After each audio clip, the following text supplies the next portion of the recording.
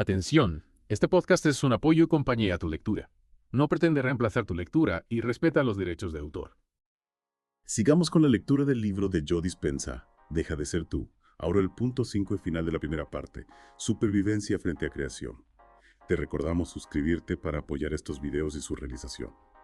En los capítulos anteriores ya exploramos cómo nuestra mente se puede quedar atrapada en la realidad material a través de lo que Dispenza llama los tres grandes: el entorno, el cuerpo y el tiempo. Sí, ¿Te acuerdas cómo esos tres elementos pueden influir en nuestra percepción del mundo? totalmente. Es fascinante cómo Dispenza nos muestra cómo estos tres elementos, en lugar de ser neutros, pueden llevarnos a un estado mental de supervivencia, limitando nuestra capacidad de crear una realidad diferente. Exacto, o como si estuviéramos constantemente reaccionando a nuestro alrededor en lugar de crear conscientemente. Y en este capítulo, Dispenza se adentra en esta dicotomía entre supervivencia y creación, Claro. mostrándonos cómo podemos liberarnos de las ataduras de la primera para acceder al poder de la segunda. Para ilustrar esta idea, Dispenza utiliza una analogía muy interesante, la de un ciervo pastando en el bosque. Imagina la escena. El ciervo tranquilo, disfrutando de su entorno. De repente percibe una amenaza, un depredador acechando. En ese instante su sistema nervioso simpático se activa, preparándolo para luchar o huir. Claro, la adrenalina se dispara, corazón late más rápido, los sentidos se agudizan, es una respuesta natural de supervivencia. Y una vez que la amenaza desaparece, el ciervo vuelve a su estado de calma. Pero aquí viene la diferencia clave con los humanos. Nosotros podemos activar esa misma respuesta de estrés con solo pensar en una amenaza pasada o futura. Exacto. Nuestra mente es tan poderosa que podemos revivir experiencias negativas del pasado o preocuparnos por situaciones que ni siquiera han ocurrido. Y al hacerlo nos quedamos atrapados en un bucle de estrés que puede tener consecuencias negativas para nuestra salud. ¿Piensa en alguna vez que te hayas sentido ansioso por algo que ya pasó o que aún no ha sucedido? Sí. ¿Cómo te afectó esa experiencia? Es increíble cómo nuestra mente puede mantenernos en un estado de alerta constante, incluso cuando no hay una amenaza real. Y Dispenza argumenta que esta activación constante de la respuesta de estrés nos mantiene enfocados en los tres grandes. El cuerpo, porque queremos protegerlo; el entorno, porque buscamos seguridad; y el tiempo, porque nos preocupamos por el pasado o el futuro. Justo. Y al centrarnos tanto en estos elementos, nos identificamos con nuestro yo físico y material, limitando nuestra capacidad de acceder a una realidad más expansiva. Es como si nos quedáramos atrapados en una jaula creada por nuestras propias percepciones. Y para que lo veamos más claro, Dispenza utiliza un gráfico en el libro que muestra cómo las emociones de baja frecuencia, como la ira, el miedo o la culpa, nos mantienen vibrando a un nivel más denso, más apegados a lo material. Es como si estas emociones nos anclaran a una realidad limitada. Mientras que por otro lado, las emociones elevadas, como el amor, la gratitud o la alegría, nos permiten acceder a una frecuencia más sutil, más cercana a la energía pura. Es como si estas emociones nos permitieran elevarnos y conectar con un potencial mayor. Y aquí, Dispenza introduce una idea que puede resultar un poco chocante. Afirma que nos volvemos adictos a nuestros problemas y emociones negativas porque nos proporcionan una sensación de identidad, de ser alguien. Sí. ¿Qué te parece esta idea? A mí me hizo reflexionar bastante. Es una idea muy intrigante, ¿verdad? Dispenza nos invita a cuestionar por qué nos aferramos a nuestras historias de sufrimiento, esos patrones de pensamiento, emociones que aunque nos causen dolor, nos resultan familiares. Es como si nos dieran una sensación de control, de saber quiénes somos, aunque sea una identidad basada en el dolor.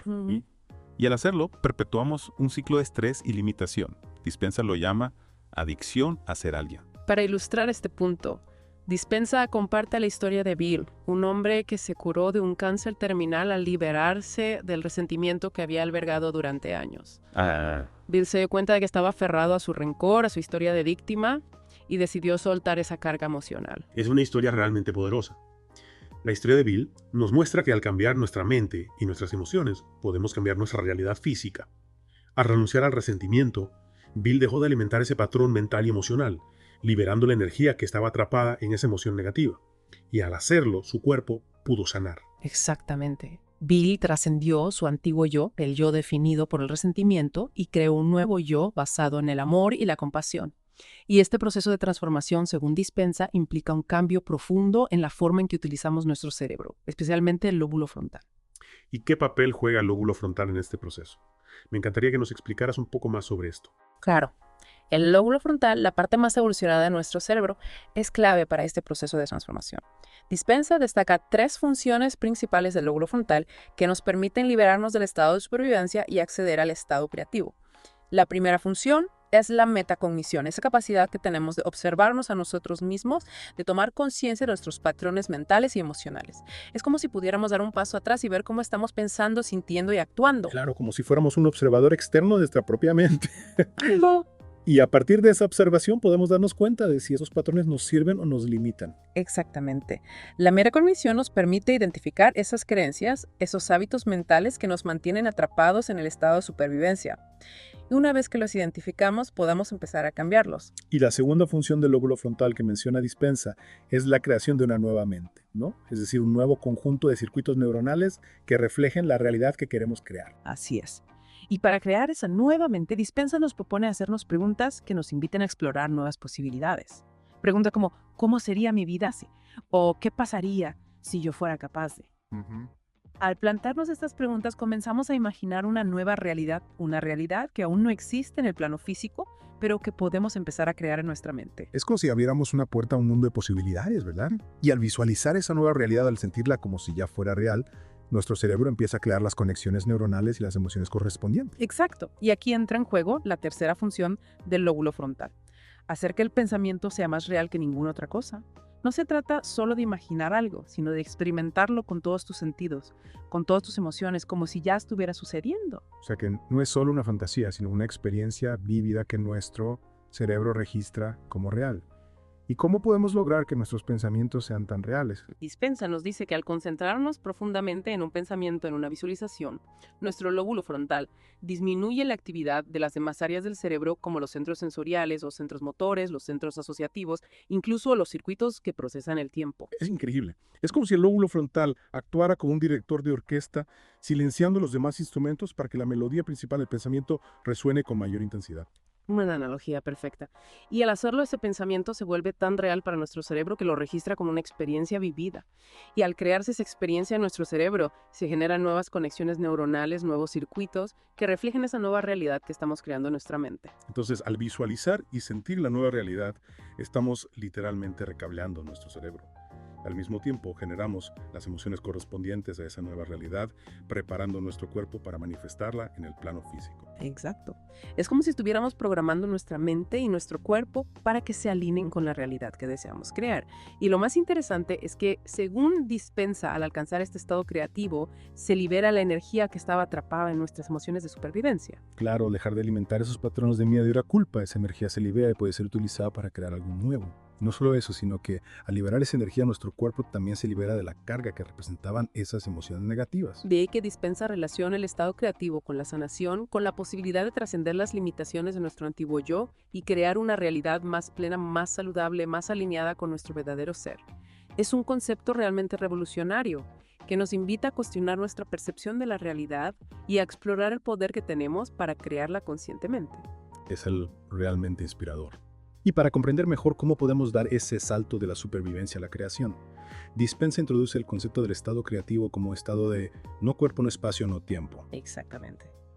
Es fascinante cómo describe este estado como un espacio donde la mente se aquieta y nos liberamos de la identificación con el yo físico y material. Suena un poco abstracto, ¿no? ¿Qué significa realmente ser sin cuerpo, sin espacio, sin tiempo? Buena pregunta. No se trata de negar la existencia del cuerpo, el entorno o el tiempo, sino de dejar de identificarnos con ellos, de dejar de percibirlos como límites. Es como si tuviéramos que trascender los tres grandes para poder dominarlos. O sea, paradójico, ¿verdad? ¿Cómo podemos cambiar algo si nos desprendemos de ello? Es que no se trata de negar su existencia, sino de dejar de ser alguien para convertirnos en nadie.